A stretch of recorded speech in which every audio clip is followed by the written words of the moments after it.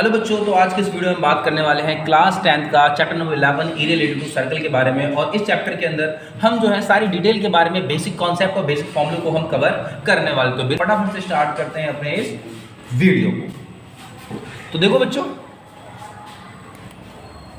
तो first of all हम जो है डिस्कस करने वाले हैं सर्कल के बारे में और उसके जो कुछ बेसिक कॉन्सेप्ट के बारे में। तो सबसे पहले हम बात करते हैं सर्कल।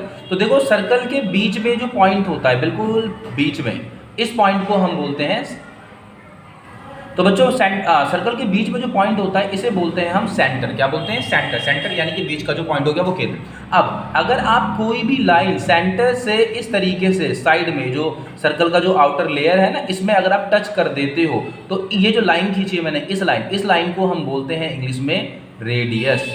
क्या बोलते हैं बच्चों? रेडियस। और इसे आर से डिनोट करते हैं। हिंदी में बोलते हैं इसे त्रिज्या। क्या बोलते हैं बच्चों? त्रिज्या। हिंदी में से त्रिज्या बोलते हैं और इंग्लिश में रेडियस बोलते हैं और आर से डिनोट करते हैं। अब मोस्ट इंपोर्टेंट बात क्या है कि एक सर्कल के अंदर हम जितने चाहें उतने रेडियस बना सकते हैं, इनफाइनाइट बना सकते हैं। और सभी रेडियस की जो लंबाई होगी, लेंथ होगी, वो क्या होती है? हमेशा बराबर होती है। ये बिल्कुल उसी तरीके से जिस तरीके से आप इस साइकिल के अंदर उसके जो स्पोक देखते हैं, पहिए के अंदर जो स्पोक, जो तिल्लियां लगी हुई होती हैं, बिल्कुल सेम वही है, उसी को ही हम रेडियस कहते हैं। क्लियर? अब सेकेंड सर्कल के अंदर आते हैं और यहाँ पे अगर हम सेंटर से लाइन ड्रॉ करते हैं तो बच्चों इसे रेडियस कहते हैं। लेकिन अगर इसी लाइन को हम डबल कर दें तो अब हम इसे व्यास कहते हैं, यानी कि डायमीटर बोलते हैं इंग्लिश में। और इसे डिनोट करते हैं बच्चों हम डी से। किसे डिनोट करते हैं? डी से। क्लियर बच्चों? रेडियस का डबल। अब जिस तरीके से सर्कल के अंदर जितने चाहे उतने रेडियस हो सकते हैं, उसी प्रकार से सर्कल के अंदर जितने चाहे उतने डायमीटर भी आप बना सकते हैं। और सभी डायमीटर की जो लंबाई होती है वो क्या होती है? बिल्कुल बराबर। क्लियर? अब यहाँ पे आपको एक फॉर्मूला याद होना चाहिए कि जो डायमीटर है वो हमेशा डबल होता है किसका? रेडियस का। कि जो डायमीटर है वो हमेशा डबल होता है रेडियस का।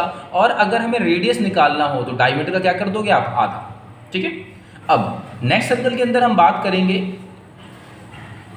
कि सेंटर है, सेंटर के साइड से अगर कोई भी लाइन हम ड्रॉ करेंगे, खींचते हैं। अब इसके अंदर शर्त ये है कि जो लाइन है वो सेंटर से टच नहीं होना चाहिए। अगर सेंटर से टच नहीं होती तो इस लाइन को हम बोलते हैं कोड, यानी हिंदी में बोलते हैं इसे जीवा।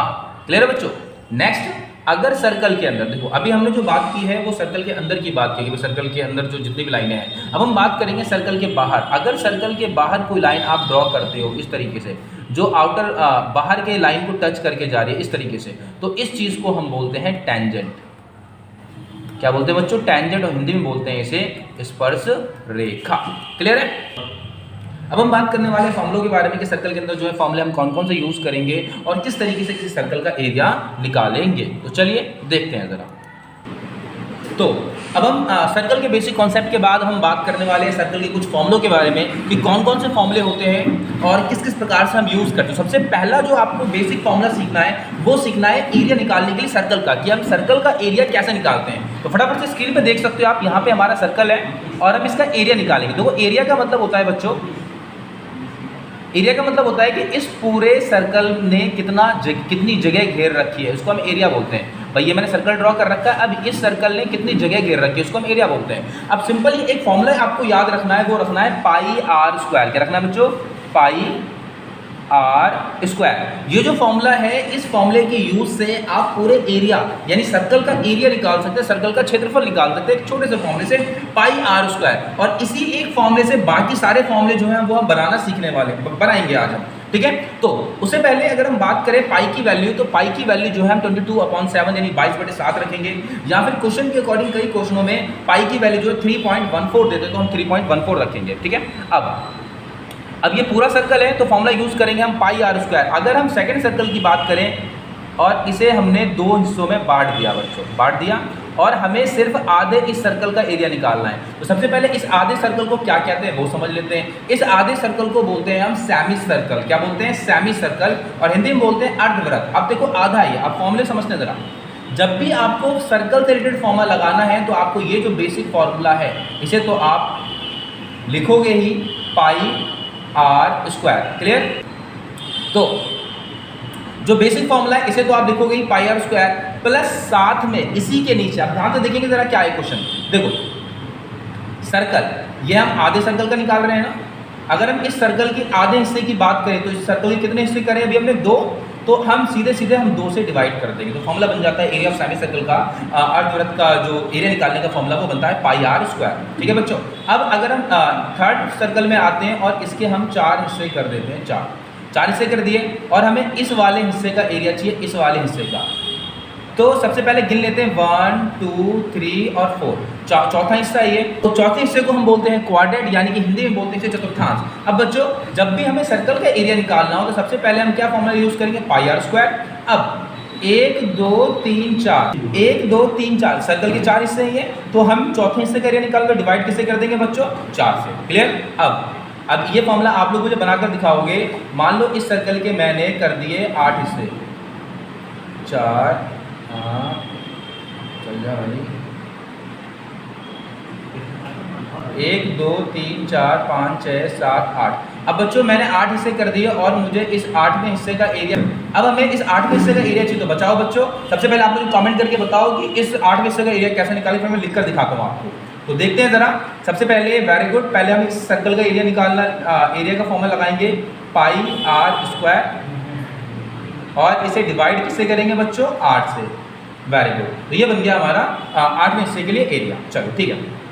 अब एक मोस्ट इंपॉर्टेंट फॉर्मूला जो हम यूज़ करते हैं इस चैप्टर के अंदर, वो ये है, इस चीज़ को देखो, क्या है ये चीज़। अब बच्चों अगर हमें इस वाले हिस्से का एरिया चाहिए तो हम कैसे निकालेंगे। देखो, अगर सबसे मोस्ट इंपॉर्टेंट चीज़ ये, अगर हमें ये चीज़ क्लियर हो कि सर्कल का जो भी हम एरिया निकाल रहे हैं वो सर्कल का कौन सा हिस्सा है, फॉर एग्जांपल दूसरा हिस्सा है, चौथा हिस्सा है, 8वां हिस्सा है, 10वां हिस्सा है, छठा हिस्सा है, तो बेसिकली हम क्या करेंगे, पाई आर स्क्वायर लगाएंगे और उसको उस नंबर से डिवाइड कर देंगे।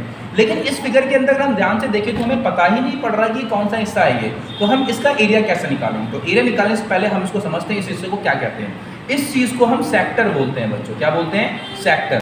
क्या बोलते हैं, सेक्टर। और हिंदी में बोलते हैं इसे त्रिज्यखंड। इसे भी और इसे भी बोलते हैं त्रिज्यखंड। अब यहाँ पे कंफ्यूजन वाला विषय कि भाई ये भी त्रिज्यखंड सेक्टर और ये भी सेक्टर है, तो बड़े वाले हिस्से को, ये जो बड़ा वाला हिस्सा दिख रहा है आपको, इसको बोलते हैं मेजर सेक्टर यानी दीर्घ त्रिज्यखंड, और जो छोटे वाला हिस्सा है इसको बोलते हैं माइनर सेक्टर यानी कि लघु त्रिज्यखंड। क्लियर है। अब इसका क्षेत्रफल कैसे निकालेंगे, तो एरिया निकालने के लिए समझेंगे जरा हम। जब भी आपको एरिया ऑफ सेक्टर निकालना हो, चाहे वो माइनर हो या मेजर हो, सिंपल यूज करोगे theta upon 360 into pi r square. Simple. Clear है बच्चों।